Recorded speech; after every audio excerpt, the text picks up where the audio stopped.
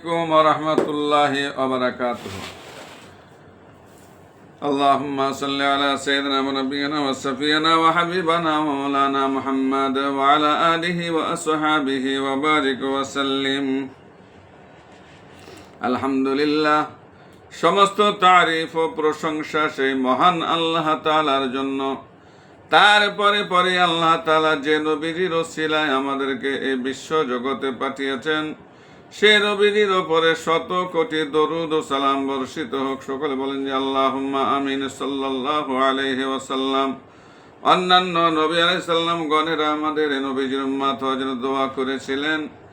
আমরা দোয়া না করলেও তিনি যে আমাদেরকে মেহেরবানি করে এই নবীজির উম্মত করে পাঠিয়েছেন, সেজন্য আল্লাহর কাছে শুকরিয়া আদায় করি। বলেন আলহামদুলিল্লাহ। আলহামদুলিল্লাহ, সমস্ত তারিফ ও প্রশংসা সেই মহান আল্লাহ তাআলার জন্য। তারপরে পরে আল্লাহ তাআলা যে নবীজির ওসিলায় আমাদেরকে এ বিশ্ব জগতে পাঠিয়েছেন, সে নবীজির ওপরে শত কোটি দরুদ ও সালাম বর্ষিত হোক। সকলে বলেন যে আল্লাহুম্মা আমিন সাল্লাল্লাহু আলাইহি ওয়াসাল্লাম। অন্যান্য নবী আলাইহিস সালাম গণেরা আমাদের নবীজির উম্মত হওয়ার জন্য দোয়া করেছিলেন। আমরা দোয়া না করলেও তিনি যে আমাদেরকে মেহেরবানি করে নবীজির উম্মত করে পাঠিয়েছেন, সেজন্য আল্লাহর কাছে শুকরিয়া আদায় করে বলেন আলহামদুলিল্লাহ। যে নবীজির ওসিলায় যা কিছু দেখেছি, দেখছি, দেখবেন, আসমান জমিন 18,000 মখলুকাত, সমস্ত কিছু সেই নবীজির ওসিলায়, সেই বিশ্ব নবীর জীবনী আমি আলোচনা করছি। আজকে 12 নম্বর পর্ব, আজকে আলোচনা করব। আপনারা সকলেই প্রতিটা পর্ব, প্রথম পর্ব থেকে শুনে শুনে আসবেন, ইনশাআল্লাহ আপনাদেরকে শুনতে ভালো লাগবে। আমার নবীর শাফাআত ছাড়া অন্য নবীরাও তো না জান্নাতে যেতে পারবে না, তাহলে আমাদের তো কোনো মূল্য নেই।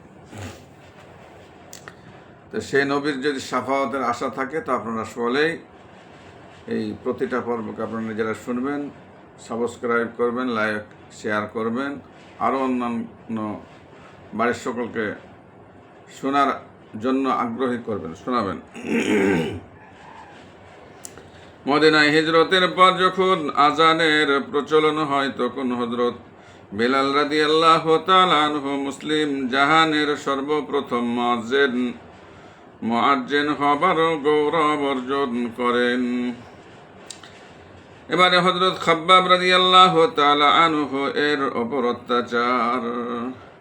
হযরত খাব্বাব রাদিয়াল্লাহু তাআলা আনহু ছিলেন কর্মকার শ্রেণীর মানুষ।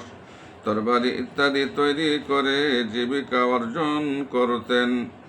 তার ওপর কাফেরদের অত্যাচারের কাহিনীও অতিশয় লোমহর্ষক। ইনি প্রথম দিকে ইসলাম গ্রহণ করেন। নানা প্রকার লোমহর্ষক অত্যাচার চালিয়ে তাকে ইসলাম থেকে ফেরানোর ব্যর্থ চেষ্টা চালানো হয়। কোনো প্রকারে ইসলাম থেকে বিরত করতে না পেরে পাষণ্ড কুরাইশ দলপতিগণ জ্বলন্ত আঙ্গার বিছিয়ে তাকে সেই আঙ্গারের ওপর শুইয়ে দিয়ে বক্ষপরি পা দিয়ে চেপে রাখত। জ্বলন্ত আঙ্গার তার শরীরের চর্বি ও ঘাম বেরিয়ে নিভে যেত। এতে হযরত খাব্বাবের পিঠের চামড়া এমনভাবে পুড়ে যায় যে শেষ বয়সেও তার পিঠে ধবল কুষ্ঠের ন্যায় দাগ চিহ্ন ছিল। ইসলাম পূর্বকালে হযরত খাব্বাব রাদিয়াল্লাহু তাআলা আনহু বিভিন্ন লোকের নিকট যা প্রাপ্য ছিলেন, কুরাইশদের নিষেধাজ্ঞা হেতু সেসবের কিছুই তিনি পান নাই। হযরত উসমান রাদিয়াল্লাহু তাআলা আনহু এর প্রতি অত্যাচার। হযরত উসমান রাদিয়াল্লাহু তাআলা আনহু ইসলামের তৃতীয় স্তম্ভ। ইসলাম পূর্বকালেও তিনি অত্যন্ত সম্পদশালী এবং মক্কাবাসীদের মাঝে খুবই সম্মানিত ছিলেন। তিনি ইসলাম গ্রহণ করলে কুরাইশরা তার প্রতি ভীষণ ক্ষেপে যায়।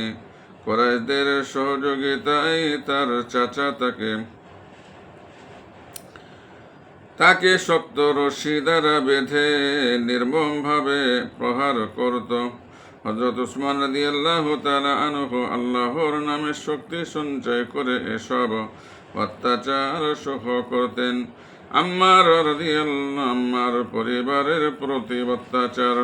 আম্মার রাদিয়াল্লাহু তাআলা আনহু এর পিতার নাম ইয়াসের, মাতার নাম সুমাইয়া। আম্মার রাদিয়াল্লাহু তাআলা আনহু এর পিতা ইয়াসের ইয়েমেনের অধিবাসী ছিলেন। কোনো কারণে তিনি মক্কায় এসে আবু হুযাইফার দাসী সুমাইয়াকে বিয়ে করেন। সুমাইয়ার গর্ভে হযরত আম্মার রাদিয়াল্লাহু তাআলা আনহু জন্মগ্রহণ করেন। তারা মাতা পিতা ও পুত্র একযোগে ইসলাম কবুল করেন। ইসলাম গ্রহণ করার অপরাধে এই মুসলিম পরিবারের প্রতি নানা প্রকার অত্যাচার নির্যাতন নেমে আসে। হযরত আম্মার রাদিয়াল্লাহু তাআলা আনহুকে নির্দয়ভাবে প্রহার করা হতো। তিনি প্রহার যন্ত্রণা সহ করতে না পেরে অনেক সময় অচৈতন্য হয়ে পড়তেন। যে চারজন প্রথম নিজেদের ইসলামের কথা সাধারণে ঘোষণা করেছিলেন, হযরত আম্মার রাদিয়াল্লাহু তাআলা আনহু তাদের একদিন এই পরিবারের প্রতিকৃত অত্যাচার স্বচক্ষে দর্শনে রাসূলুল্লাহ সাল্লাল্লাহু আলাইহি ওয়াসাল্লাম আবেগপূর্ণ ভাষায় বলেছিলেন, ইয়াসের পরিবার, ধৈর্য ধারণ করো, জান্নাত তোমাদের পুরস্কার। দুর্ধর্ষ নরাধম কুরাইশদের নির্মম অত্যাচারে হযরত ইয়াসের রাদিয়াল্লাহু তাআলা আনহু শাহাদাত বরণ করেন। স্বামীর মৃতদেহ প্রহারে জর্জরিত, পুত্রের রক্তাক্ত দেহ দর্শনেও হযরত সুমাইয়া অবিচল একদিন পশ্চাধম আবু জাহেল হযরত সুমাইয়া রাদিয়াল্লাহু তাআলা আনহু স্ত্রী অঙ্গে বর্ষাঘাত করে তাকে নির্মমভাবে হত্যা করে। হযরত সুমাইয়া রাদিয়াল্লাহু তাআলা আনহু ইসলামের ইতিহাসে প্রথম মহিলা শহীদ হবার গৌরব অর্জন করেন। অন্যান্য মুসলিমদের প্রতি অত্যাচার আফলাহ নামক জনৈক ব্যক্তি ইসলাম গ্রহণ করেন। ইসলাম গ্রহণের অপরাধে তার দুই পায়ে রশি লাগিয়ে টেনে মাঠে নিয়ে যাওয়া হয়। উমাইয়া ও উবাই ভ্রাতৃদ্বয় উপস্থিতি তাদের নেতৃত্বে হযরত আফলাহ রাদিয়াল্লাহু তাআলা আনহু এর এহের দুর্দশা করা হচ্ছিল। সে সময় তথা একটি গোবরে পোকা এসে উপস্থিত করে উমাইয়া হযরত আফলাহ রাদিয়াল্লাহু তাআলা আনহুকে বলল, দেখ তোর আল্লাহ এসেছে। উমাইয়ার এই শ্লেষাত্মক কটাক্ষের জবাবে হযরত আফলাহ রাদিয়াল্লাহু তাআলা আনহু বলেন, তোমার ওই কীট সকলের আল্লাহ ওই একজন। এতে প্রধানমত্ত হয়ে নরাধম উমাইয়া তার দুটি চেপে ধরে। এ অবস্থায় আফলাহ অচেতন ও নিস্পন্দন হয়ে পড়েন।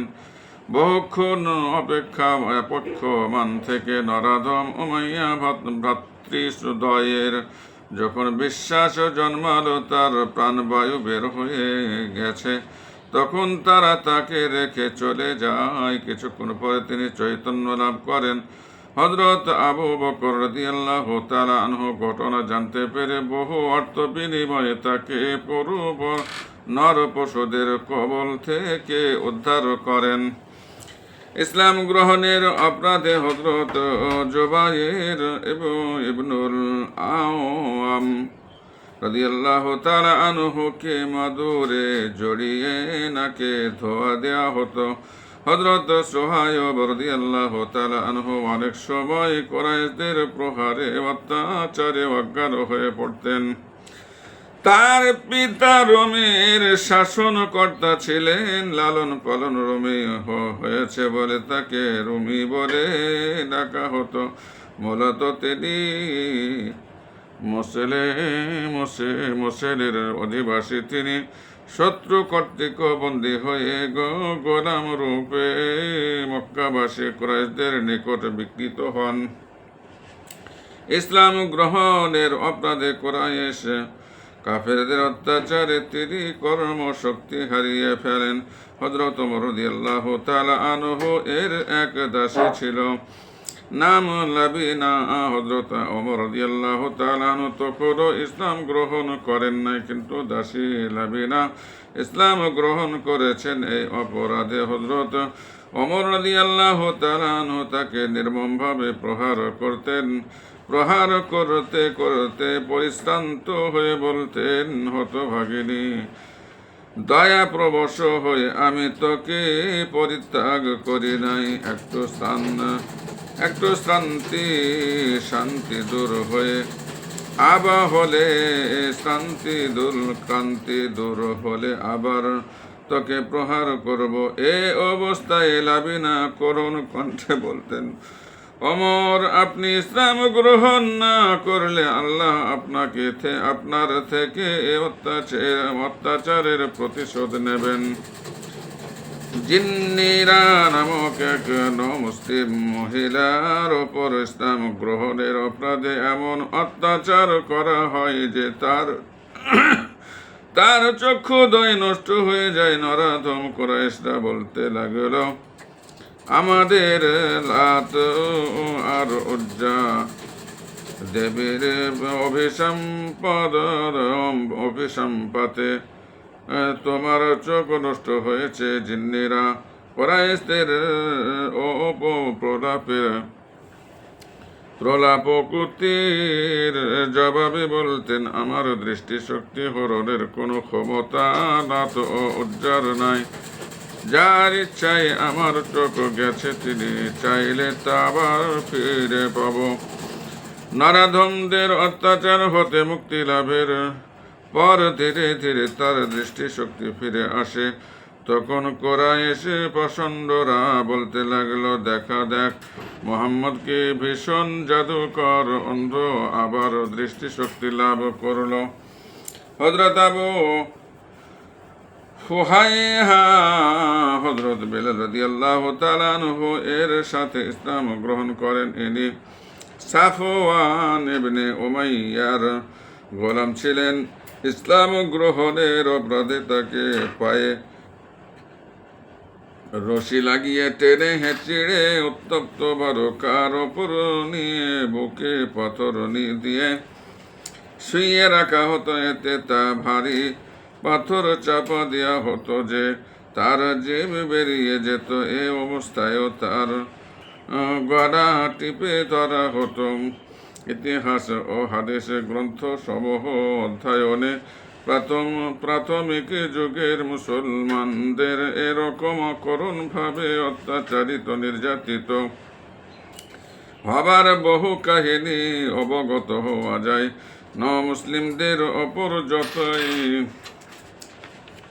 যতই অত্যাচার নিপীড়ন চলত, ততই তাদের ঈমান দৃঢ় হয় এবং ক্রমশ মুসলমানদের সংখ্যা বৃদ্ধি পেতে থাকে। মুসলমানদের সংখ্যা ক্রম বৃদ্ধি কাফেরদেরকে আরো বেশি ক্ষিপ্ত করে তোলে। তারা নানা উপায়ে ইসলাম ও মুসলমানদের বিরুদ্ধে শত্রুতা প্রকাশ করতে থাকে। এ ধরনের লোকদের মধ্যে নজর বিন হারেস বিশেষ ভূমিকা পালন করে। নজর বিন হারেসের দুর্ভীষণ সন্ধি। নজর বিন হারেস ব্যবসায়িক সফরে হীরা শহরে গমন করে। সেখান থেকে রুস্তম ও পারস্য সম্রাটগণের কিসসা কাহিনী সংগ্রহ করে মক্কায় ফিরে আসে। রাসূলুল্লাহ সাল্লাল্লাহু আলাইহি সাল্লাম যখন কোরআন তেলাওয়াত করতেন তখন সে সুললিত কণ্ঠে হীরা থেকে সংগৃহীত কিসসা কাহিনী আবৃত্তি করত আর বলতো, মুহাম্মাদের কথিত কোরআন পরকালের কিসসা কাহিনী ব্যতীত আর কিছু নয়। এভাবে নজর বিন হারেস ইসলামের পথে প্রতিবন্ধকতা সৃষ্টি করে। আজকে আমি এখানে শেষ করলাম হিজরতের সংকল্প, অবিসিনিয়ায় হিজরতের সংকল্প। এটা ইনশাআল্লাহ 13 নম্বর পর্বে আলোচনা করব। এখানে শেষ করলাম। আমাদের দোয়া করবেন, আমি আপনাদের জন্য দোয়া চাই। আর প্রতিটা পর্ব আপনারা মনোযোগ সহকারে শুনবেন। রাসূলুল্লাহ সাল্লাল্লাহু আলাইহি ওয়াসাল্লাম খুশি হবেন, আমার আল্লাহ তাআলা খুশি হবেন। আল্লাহ আমার নবীর রুহানি দোয়া, রুহানি ফায়েজ পাবেন। আসসালামু আলাইকুম ওয়া রাহমাতুল্লাহি ওয়া বারাকাতুহু।